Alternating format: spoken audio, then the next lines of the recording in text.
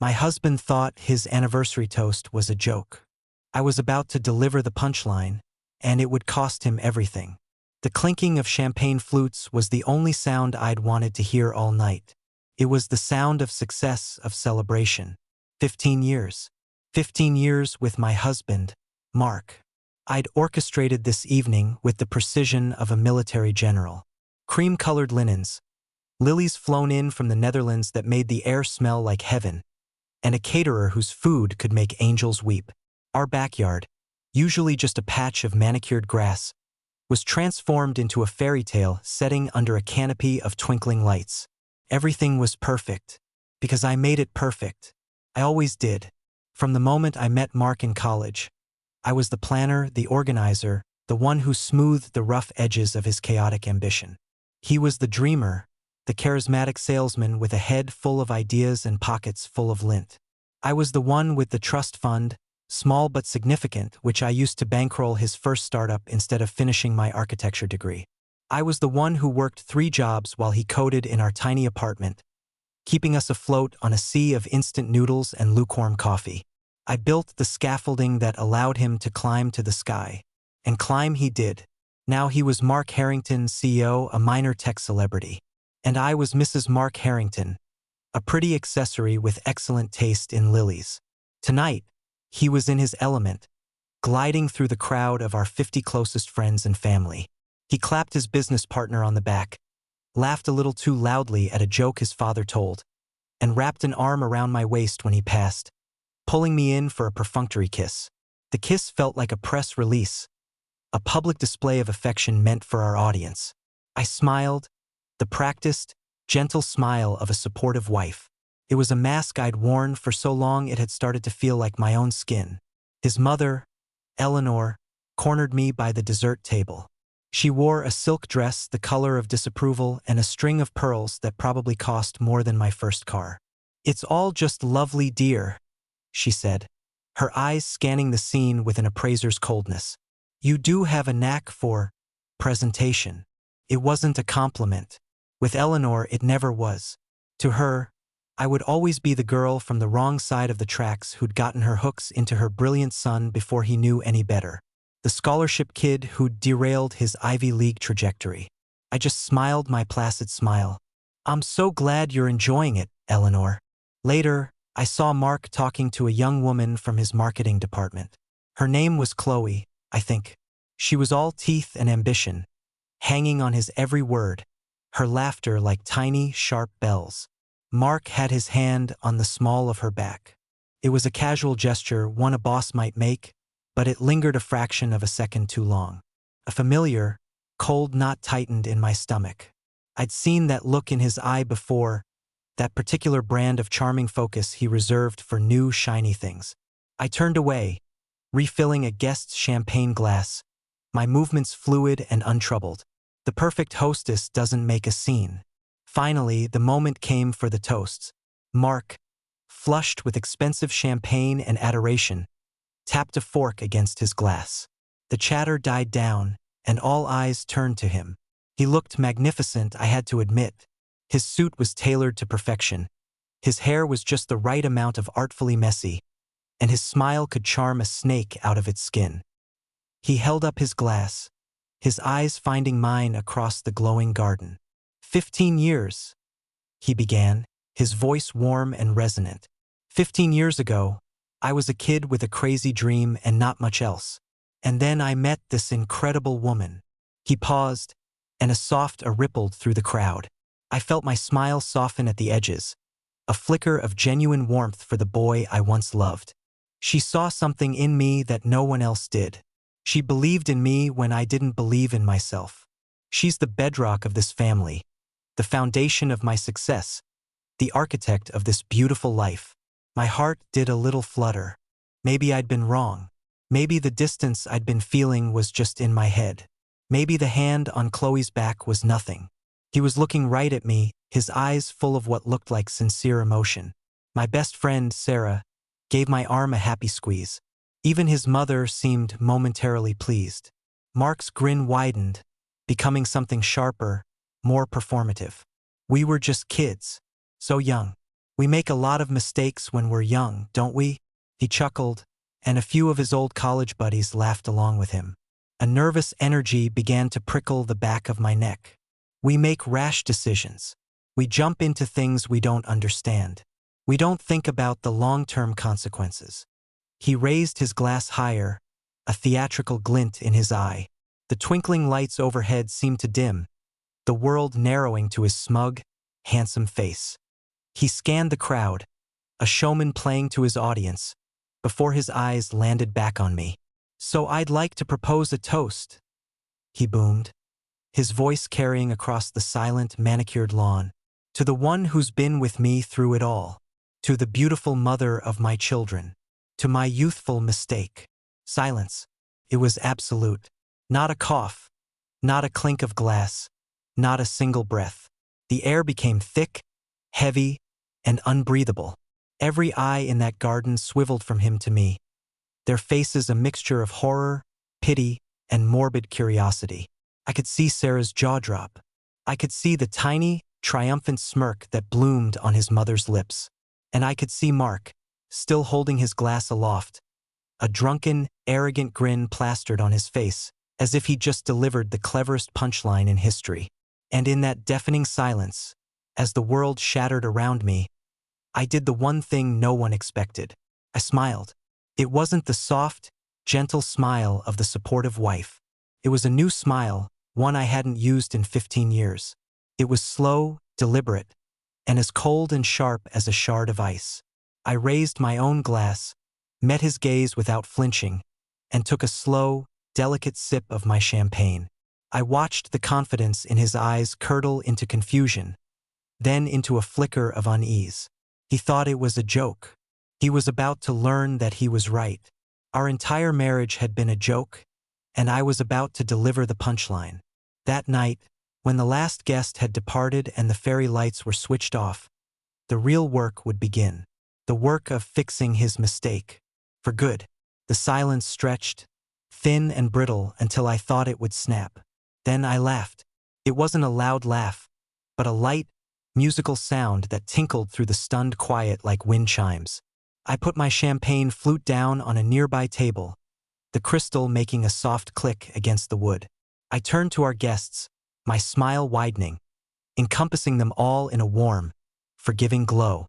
"Oh, Mark," I said, my voice dripping with fond amusement. "Always the comedian. He's been practicing that one all week. Thinks he's a regular stand-up." I walked over to him, the fabric of my silk gown whispering against the flagstones. I took his arm, my touch light but firm, a silent command. "Darling, perhaps a little less of the vintage champagne and a little more water, I said, loud enough for everyone to hear. "Let's not forget what happened at the Hendersons' barbecue last year." I gave a knowing little wink to the crowd. A few nervous titters broke out. The tension, so thick you could have cut it with a butter knife, began to dissolve. I had given them an out, a plausible narrative. Mark, the lovable oaf, had too much to drink and made a clumsy, ill-advised joke. I, the gracious, long-suffering wife, was smoothing it over. Mark looked at me, his eyes wide with a cocktail of confusion and relief. He was a drowning man, and I had just thrown him a life raft. He played along instantly, forcing a boisterous laugh. She's right. Can't take me anywhere," he slurred, leaning into me theatrically. He was a terrible actor, but our friends, desperate to escape the excruciating awkwardness, bought the performance. The music swelled, conversations restarted, and the party lurched back to life. Mark Harrington's epic gaffe was downgraded to a minor social foul.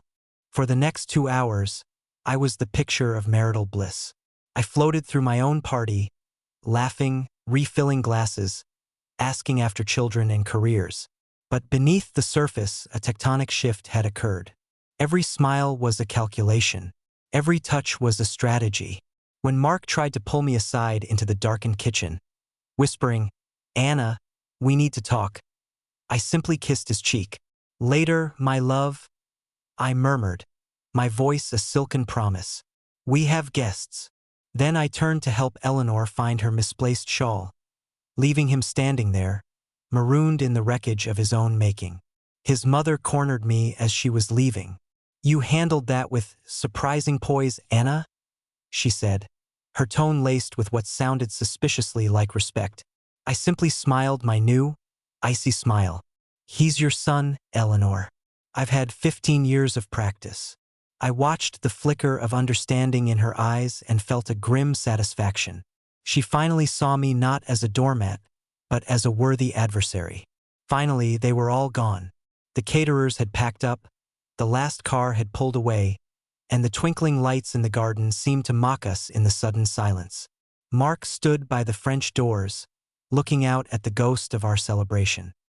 He had sobered up, the champagne-fueled arrogance replaced by a creeping dread. I began methodically clearing away the last few glasses, the clinking sound echoing in the cavernous quiet. "Anna," he started, his voice strained, "about the toast. I'm so sorry." It was a stupid, unforgivable thing to say. I was drunk. I was trying to be funny. "Were you?" I asked, not looking at him. I placed a glass on a tray with surgical precision.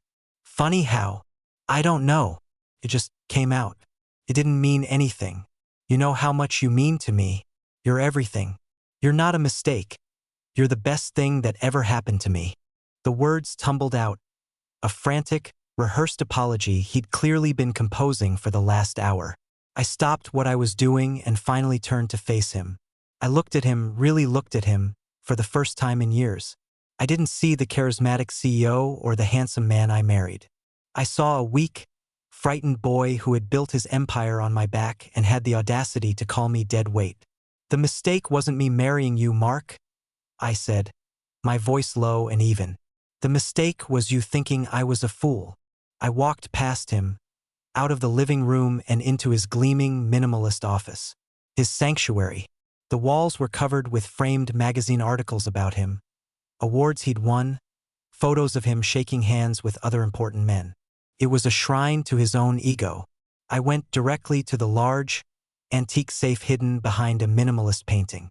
He watched from the doorway, a frown creasing his brow. "What are you doing?" I didn't answer. I simply spun the dial, the soft clicks echoing in the room. Click, click, click. It was the combination to our anniversary. October 22nd, 08. So sentimental. The heavy door swung open. Inside, past stacks of bearer bonds and property deeds, was a single, leather-bound folder. I pulled it out and placed it on his glass desk. "Do you remember this?" I asked, my voice devoid of all emotion. He stepped closer, peering at the document. It was old, the paper yellowed at the edges. It was the original incorporation paperwork for his company, Nexus Innovations. And beneath it, a separate contract he'd signed 15 years ago in our cramped, noodle-scented apartment. The seed money agreement. That's the loan from your trust fund," he said, his voice hesitant. "You said it was a gift." "I said I would support you," I corrected him gently. I opened the folder and pushed it towards him. My finger, nail perfectly manicured in a deep blood red, tapped on a paragraph halfway down the third page. Paragraph 7b. "But my father was a contracts lawyer, remember? He insisted on a few contingencies. He was always so good at protecting his investments." Mark leaned over, his eyes scanning the dense legal text. I watched his face drain of all color, his confident posture collapsing as he read. His breath hitched. His hands started to shake. He looked up at me, his eyes filled with a dawning, abject horror that was more satisfying than any champagne. "I call it the youthful mistake clause," I said, my smile finally reaching my eyes. "It stipulates that in the event of a material breach of our marital contract, defined herein as public humiliation or infidelity, full operational control and 51% of the company's voting shares, purchased with the initial unrepaid seed investment, revert to me. Effective immediately." Mark stared at the document as if it were a venomous snake coiled on his desk. He let out a short, choked laugh, a sound of pure disbelief. "This is a joke. This is some kind of sick, elaborate joke. Where did you even get this? Did you forge it? Forge your signature?" Or the signature of your first lawyer, Bill Peterson, who you fired 2 years later because he told you your stock option plan was too greedy. Or perhaps the notary public's seal. I assure you, Mark, it's all quite real. My father was nothing if not thorough. I walked around the desk and settled into his plush leather chair. It was comfortable. Felt like coming home. This is insane. It's not legal. No court would ever uphold this ambush. He was starting to bluster, his face reddening. This was the Mark I knew. When cornered, he came out swinging, all bluster and intimidation. It had worked on junior executives and intimidated rivals for years. It wasn't going to work on me. On the contrary, I said, steepling my fingers. My legal team seems to think it's one of the most ironclad seed-round contracts they've ever seen. The terms are crystal clear. You were a high-risk investment. I was the sole initial investor. My father simply built in a morality clause to protect his daughter's capital. You breach the terms of our personal partnership, you forfeit your control of the professional one. You see, the company wasn't just built on my money, Mark. It was built on the foundation of our marriage. You just publicly took a sledgehammer to that foundation. He ran a hand through his artfully messy hair, the gesture now one of pure desperation. Anna, please. It was a toast. A stupid, drunken toast. You can't destroy everything we've built over a single sentence. Was it just a single sentence, Mark? I asked, my voice dangerously soft. I leaned forward, my eyes locking with his. Was it just one sentence when you had your hand on Chloe's back tonight? Just one sentence when you were booking a room at the Four Seasons with your consultant from the London office last spring? Her name was Amelia, if you've forgotten. Red hair, lovely laugh. Or should we talk about the intern the summer before that? He froze. The color that had rushed to his face drained away, leaving him looking pale and brittle under the harsh office lighting. He looked like a statue caught mid-shatter. I had never let on. Not once. I had played the part of the oblivious, trusting wife to perfection. I'd seen the late-night texts he thought he'd deleted, the suspicious credit card bills for jewelry I never received, the lingering scent of a perfume that wasn't mine on his suit jackets. I filed it all away, every betrayal a brick in the wall I was building around my heart, and every piece of evidence a stone in the foundation of my new empire. How?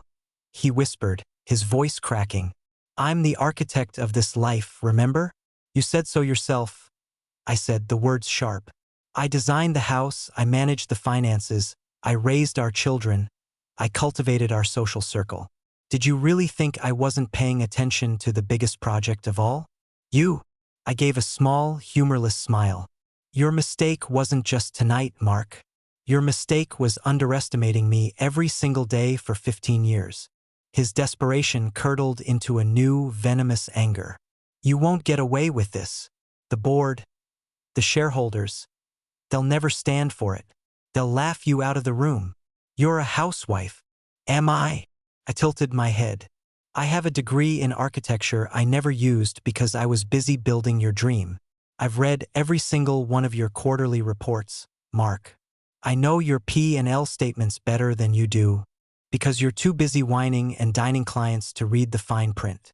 I know that your proposed expansion into the Asian market is a vanity project that's going to hemorrhage money.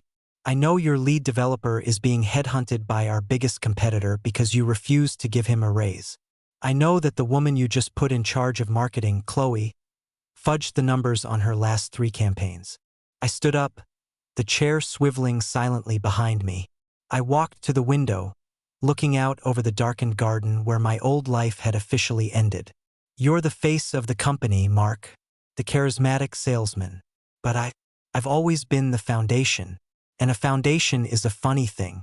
It's invisible, it's taken for granted, but it holds everything up. And when it decides to shift, the whole house comes down. He just stared at me, speechless. The fight had gone out of him, replaced by a hollow, vacant look. He had lost, and he knew it. So here's what's going to happen, I continued, turning back to face him, my voice crisp and professional. My lawyers have already been in touch with David Chen, your partner and the board's vice chair. He was surprisingly receptive. Apparently, he's not a fan of the Asian expansion plan either. I saw a flicker of betrayal in Mark's eyes. David was his best friend. Or so he thought. I've called an emergency board meeting for 9 a.m. tomorrow morning. Via Zoom, of course. You will be in attendance. You will be on time. You will announce that you are stepping down as CEO for personal reasons, effective immediately. You will endorse my appointment as interim CEO, pending a shareholder vote which, given my new 51% controlling stake, is a mere formality. I picked up my clutch from his desk and walked towards the door, pausing as I passed him.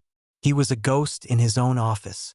You don't have to worry about what to say, I added, a final act of mercy, or perhaps cruelty. I've already had your resignation speech written for you. I'll email it to you in the morning. Try to sound sincere. I left him there, a king deposed in his own monument to himself. I walked up the grand, sweeping staircase of the house I had built, my steps silent on the thick runner. I felt light. The weight of 15 years of pretense had been lifted. As I reached the top of the stairs, I heard a sound from the office below, a guttural sob of pure, unadulterated despair. I paused for a moment, listening, then continued down the hall to my bedroom. I had a company to run in the morning. I needed my rest. But as I opened my bedroom door, I stopped dead. Sitting on my bed, holding a framed photograph from our wedding, was my mother-in-law, Eleanor. She looked up at me, and her expression was not one of shock or anger. It was a cold, calculating smile. My blood ran cold. Eleanor. Of all the possible complications, I hadn't factored her into the immediate aftermath. She shouldn't have been in the house.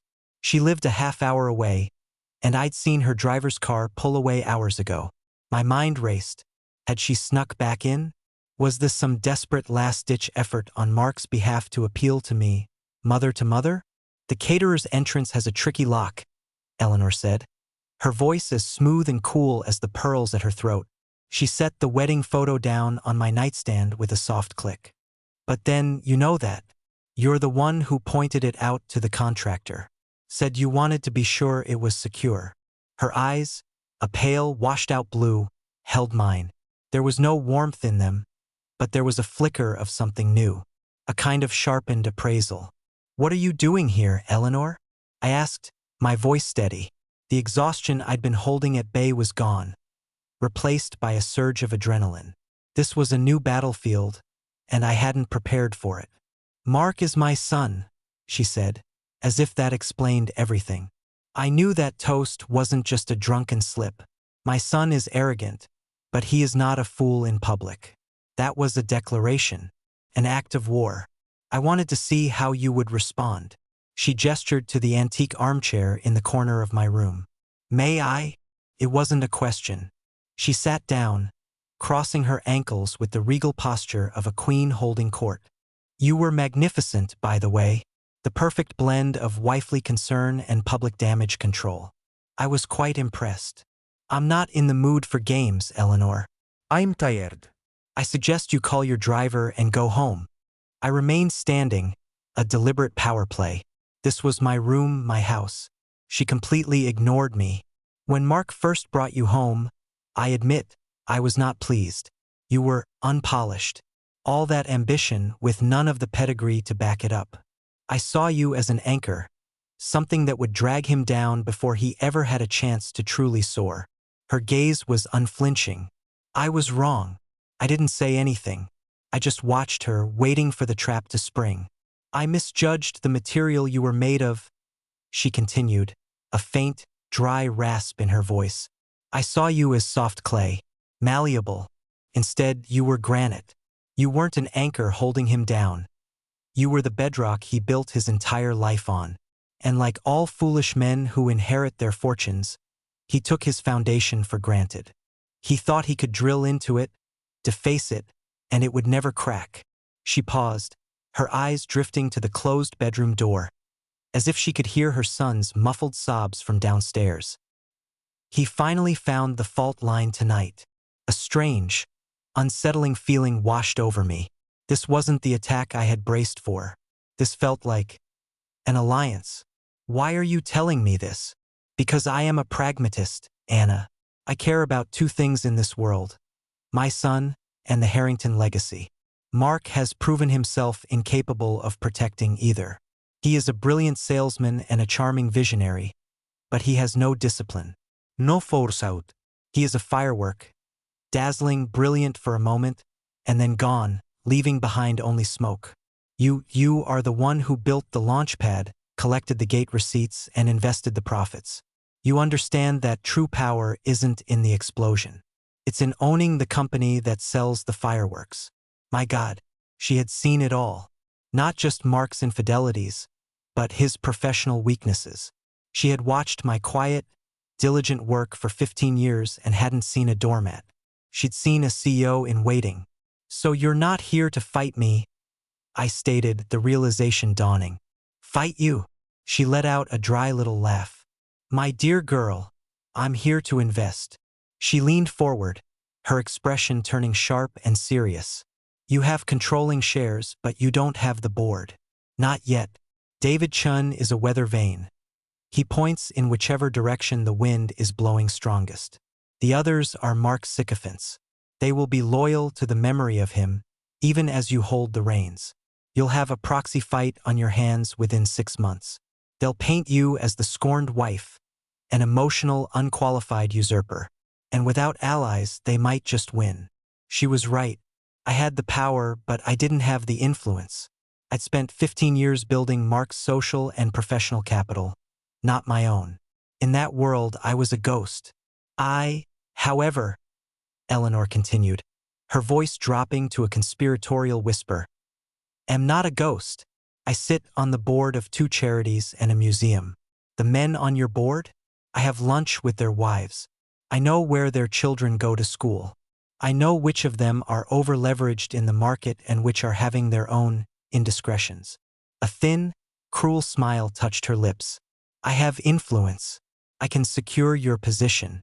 I can make the transition smooth, quiet, and absolute. The trap. Here it was. And what do you want in return? My son is weak, but he is still my son. He has been cast out of the kingdom, and that is a consequence he has earned. But he will not be left with nothing. He will not be destitute. She stood up, walking over to me, her expensive perfume filling the space between us. You will create a new executive role for him. Vice President of, I don't know, brand innovation. Something with a lofty title and no actual power. He will keep his salary, a corner office, and his dignity. He will be a figurehead, a symbol of the company he built. He will be neutered, but he will not be destroyed. That is my price. I stared at her, stunned into silence. It was a devil's bargain. Keep my greatest enemy on the payroll, a constant, festering reminder of my past, in exchange for a smooth consolidation of power. If I refused, I faced a bloody, protracted war for the company. A war I might not win. If I accepted, I was shackled to her, to him. You have until the board meeting tomorrow morning to decide, Eleanor said, her tone final. She glided towards the door. Oh, and one more thing. She paused, her hand on the doorknob, and turned back to me. That youthful mistake clause. Paragraph 7b. It was my idea. My breath caught in my throat. Your father was a brilliant lawyer, but a romantic, she said, a glint of triumph in her ancient eyes. He wanted to protect your investment. I was the one who insisted on protecting you. I told him, a man who will humiliate his wife in private will eventually do it in public. And when he does, she must be holding the axe. I never dreamed you'd actually have the courage to swing it. She gave me a final, chilling smile. Welcome to the family, Anna. I do hope you'll make the right choice. The door clicked shut behind her, leaving a chilling silence in its wake. The scent of her perfume, a cloying mix of lilies and something metallic like old money, hung in the air. My mind, which had been a razor-sharp instrument of vengeance just moments before, was now a chaotic storm. Eleanor hadn't just seen my plan. She had laid the very cobblestones of the path I was walking on. 15 years ago, she had handed me a loaded gun, and tonight, She was offering to help me dispose of the body in exchange for a piece of the soul. I sank onto the edge of my bed, the mattress sighing under my weight. My victory, which had tasted so clean and absolute downstairs in Mark's office, was now tainted. Keeping Mark at the company, even as a neutered figurehead, felt like a betrayal of the very principle I was fighting for. He would be a constant ghost at the feast, a daily reminder of the life I was trying to escape. Every time I saw him in his pointless office, I would remember the humiliation, the lies, the casual cruelty of his toast. It was a poison pill wrapped in the velvet glove of Eleanor's influence. But she was right. I was a novice in the world of corporate warfare. I had the legal power, the 51% brute force, but wars weren't won on legal standing alone. They were won in whispers over lunch, in alliances forged on golf courses I'd never been invited to, in the subtle manipulations of power I had only ever witnessed from the sidelines. Without Eleanor, I would be fighting a guerrilla war from within my own company. With her, I would be enthroned. I didn't sleep. I sat in the armchair she had vacated, watching the night sky soften from inky black to a bruised purple, and then to a pale, hopeful gray. I thought about the woman I was 15 years ago, the girl who poured her small inheritance and all her dreams into a boy with a charming smile. I thought about the woman I had become, the silent partner, the invisible architect, the keeper of secrets. And I thought about the woman I wanted to be tomorrow. A CEO, a leader, someone who no longer had to build foundations for other people, but could finally design her own skyscraper. By the time the sun streamed through my window, my decision was made. It was cold, pragmatic, and utterly devoid of the emotion that had fueled me for so long. Vengeance was a fire that burned hot but fast. Power was a flame you had to tend carefully if you wanted it to last. At 8:55 a.m., I walked into Mark's office. He was sitting in a visitor's chair, his suit rumpled, his face a gray mask of defeat. He looked up as I entered, his eyes hollow. He had aged a decade overnight. I ignored him and sat down behind the desk, opening my laptop. The faces of the board members began popping up in the Zoom gallery.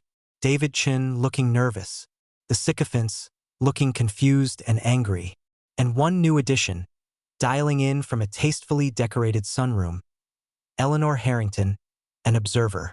"Good morning, everyone," I said, my voice calm and clear.